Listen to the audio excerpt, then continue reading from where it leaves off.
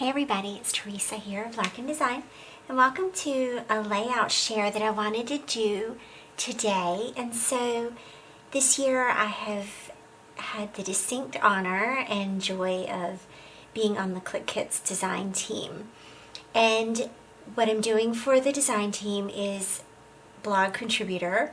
So I'm on the blog team, and I do 3 layouts a month and share those layouts and details about my process on the Clique Kits blog. But I also wanted to share them here, and I wanted to share the layouts on my own blog so you could see and be a part of what I'm creating as part of that design team. And so the layouts that I am sharing with you today are created with the Clique Kits April kit called Winter Park. And Winter Park was filled with products from Maggie Holmes Flourish, which of course is a dream collection to work with. And then of course the Clique Kits exclusives and flair that were included in the kit.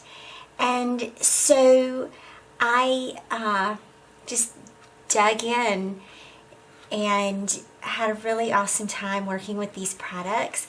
So I'll just share with you the 3 layouts that I did. And so the first one is using this background paper, and this is a layout for Natalie's album about our trip to Savannah that we made in 2015. And so these were photos from the beach, and the background paper just really says beach to me. It looks like water. It looks like a really pink sky at sunset to me. And so that was my starting point. And then I also loved all these tags and this little house here. Here's another tag. And the sizes that these tags were really pulled me in. The photos that I had were similar sizes. And so I just sort of laid the product and the photos out on the page and just arranged them kind of like a puzzle. I pulled in a little label, a smaller tag, and so some of them, they're going off the page, right? These 3 are going off the page. And then what made me really the most happy about this layout is how the products tell the story of visiting Savannah. And because there's a lot to look at on the layout, there's a lot of detail, a lot of stitching and texture and different materials here. And like, that's so antebellum South, right? And this house reminds me of some of the historic homes in Savannah and the historic sites that there are to visit. And so that's really kind of the story behind this particular layout. So yeah, this is going in Natalie's album and is a layout for Savannah 2015.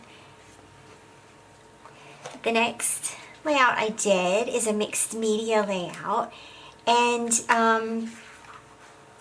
I was, of course, am drawn to the floral elements in this collection, and the title, Love Makes Everything Grow, of course, it can be used for like anything, right? Like baby layouts, relationship layouts, and gardening layouts are perfect for that title.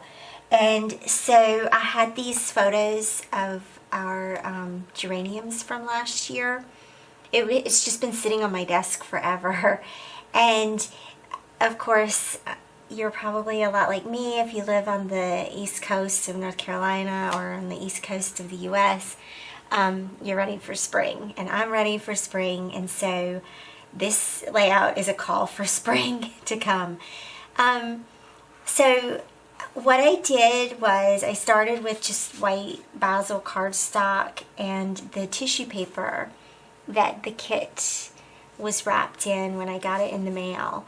And I used a combination of gesso and matte medium to adhere the tissue paper to the cardstock.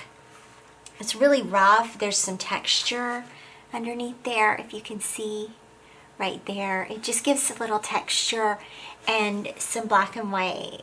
And then I took green Heidi Swap Shine, it's seafoam, I think, and started it somewhere around here and let the paint run down the background to tie it in with the papers that I wanted to use.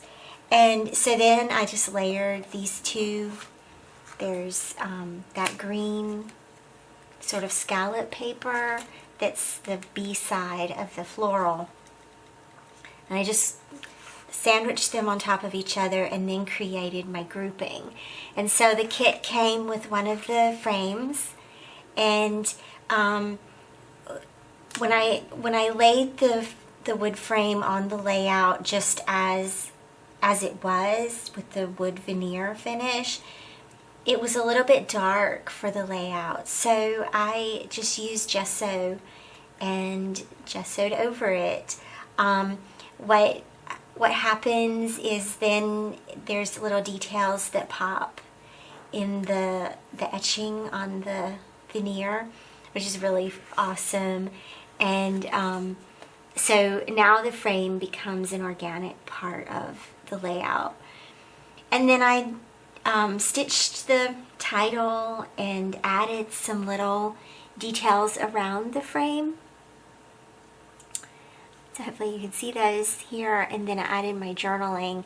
And notice how I have this very predominantly black tag on this side. And so I've balanced that over here with the journaling in black text and black handwriting. Just a little, this is a very symmetrical layout, even though it's not 100% the same. But it is a very balanced layout, and I really had a lot of fun making it and loved how it turned out. I especially love the little bird just peeking in, just peeking into the frame and the flower. So that's the second layout. And then the third layout is this one. And so I started with the butterfly die cut on this layout. And I just cut it using white, plain, untextured cardstock. And loved how it looked layered over top of this paper. Love the brush strokes and the sort of free-flowing feel that this paper has. And so this is just a photo of me, and this layout is going to go in my album called Things I Need to Hear. And so I ran my title in a half circle around the butterflies and have my photo here at this corner of the layout. So this is the focal point, obviously, the focal point of the layout, and everything comes out of this focal point, which of course in essence everything serves to draw your eye into this focal point. So the butterflies bring you in, the title brings you in, and then I took this amazing paint. Let me grab it for you. This paint is Deco Art Extreme Sheen Metallic Paint in Rose Gold. This I purchased from the Clique Kits website, and I think they're ordering more if it's sold out. But you can use my code Moxley10, MOXLEY 10, to get 10% off of any of the products in the shop. So I highly recommend this paint because it's really awesome. What ended up happening was sometimes with metallic paints they're watery or they become transparent, which is nice if you want that look, but this ended up really lending a really beautiful finish. I just made dots around the butterflies, around their antenna, and then coming from the photo.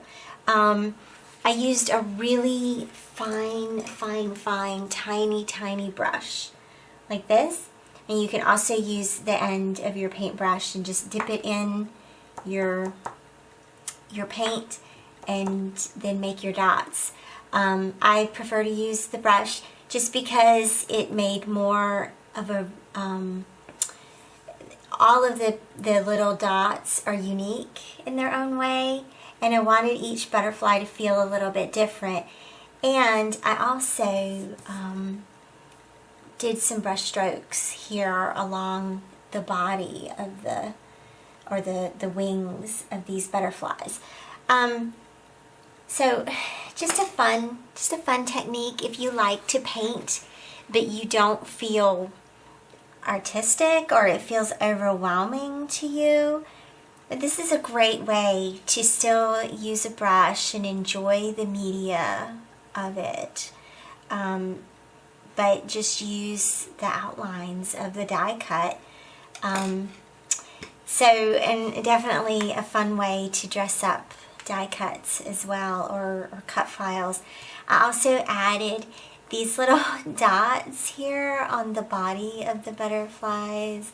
Those are all the little dots from the eyes in the alphabet set.